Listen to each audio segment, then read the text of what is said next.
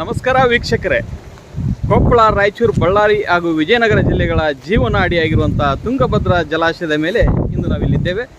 ಇಂದು ನೀರಾವರಿ ಸಲಹಾ ಸಮಿತಿಯ ಸಭೆ ನಡೆಯಿತು. ಈ ಮೂಲಕ ಇದುವರೆಗೂ ರೈತರಿಗೆ ಮೊದಲ ಬೆಳೆಗೆ ನೀರು ಬಿಡಬೇಕೆನ್ನುವಂಥ ನಿಟ್ಟಿನಲ್ಲಿ ಇಂದು ನಡೆದಂಥ ಸಭೆ ನಿರ್ಧಾರ ಕೈಗೊಂಡಿದೆ. ಕಳೆದ ಸಲ ಒಂದು ಬೆಳೆಯನ್ನು ಕಳೆದುಕೊಂಡಿದ್ದ ರೈತರು ಈ ಸಲವಾದರೂ ಬೆಳೆಯನ್ನು ಪಡೆಯುವ ನಿಟ್ಟಿನಲ್ಲಿ ಭಾಳಷ್ಟು ಉತ್ಸುಕರಾಗಿದ್ದರು ಮತ್ತು ಈ ಸಲ ಆದರೂ ಬೆಳೆ ಚೆನ್ನಾಗಿ ಬೆಳೆಯಬಹುದು ಅನ್ನುವಂಥ ನಿರೀಕ್ಷೆ ಇತ್ತು. ಕಳೆದ ಸಲ ಕ್ರಸ್ಟ್ಗೆ ಕೈಗೊಂಡಿದ್ದರಿಂದಾಗಿ ಗೇಟ್ಗಳನ್ನು ರಿಪೇರಿ ಮಾಡಿ ಹೊಸದನ್ನು ಕೂಡಿಸುವ ನಿಟ್ಟಿನಲ್ಲಿ ಒಂದು ಬೆಳೆಯನ್ನು ಈಗಾಗಲೇ ಕಳೆದುಕೊಂಡಿದ್ದರು.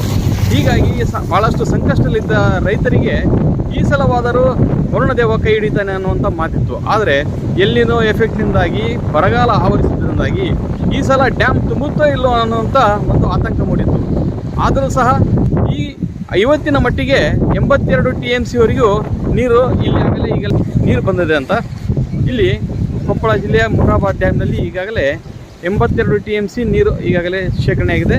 ಇದನ್ನು ಮುಂದಿನ 90 ದಿನಗಳವರೆಗೆ ಬಿಡೋದಕ್ಕೆ ಈಗಾಗಲೇ ನಿರ್ಧಾರ ಮಾಡಲಾಗಿದೆ. ನಂತರದ ದಿನಗಳಲ್ಲಿ ಹಿನ್ನೀರು ಹೆಚ್ಚಾದಂತೆಲ್ಲ ಮತ್ತು ಒಳ ಹರಿವು ಜಾಸ್ತಿ ಆದರೆ ಮುಂದಿನ ದಿನಗಳಲ್ಲಿ ಖಂಡಿತವಾಗಿ ಬಿಡಬೇಕು ಅನ್ನುವ ನಿಟ್ಟಿನಲ್ಲಿ ಕ್ರಮ ಕೈಗೊಳ್ಳುತ್ತೇವೆ ಅನ್ನುವಂಥ ಮಾತುಗಳನ್ನು ಹೇಳ್ತಾ ಇದ್ದಾರೆ. ಆದರೆ ರೈತರು ಕನಿಷ್ಠ 120 ದಿನಗಳಿಗಾದರೂ ನೀರನ್ನು ಬಿಡಬೇಕು ಅನ್ನುವಂಥ ಒಂದು ಬೇಡಿಕೆಯನ್ನು ಇಟ್ಟಿದ್ದರು. ಆದರೆ ಇರುವಂಥ ನೀರಿನಲ್ಲಿ ಕೇವಲ 90 ದಿನಗಳವರೆಗೆ ಅಷ್ಟೇ ಕೊಡೋದಕ್ಕೆ ಸಾಧ್ಯತೆ ಇದೆ. ಮುಂದಿನ ದಿನಗಳಲ್ಲಿ ಯಾವ ರೀತಿ ಕ್ರಮ ಕೈಗೊಳ್ಳುತ್ತಾರೆ, ರೈತರಿಗೆ ಯಾವ ರೀತಿ ಸಂಕಷ್ಟ ಪರಿಹರಿಸ್ತಾರೆ ಕಾದು ನೋಡಬೇಕಿದೆ. ಸಿರಾಜ್ ಬಿಸರಳ್ಳಿ, ಕನ್ನಡ ನೆಟ್ ಸುದ್ದಿವಾಹಿನಿ, ಕೊಪ್ಪಳ.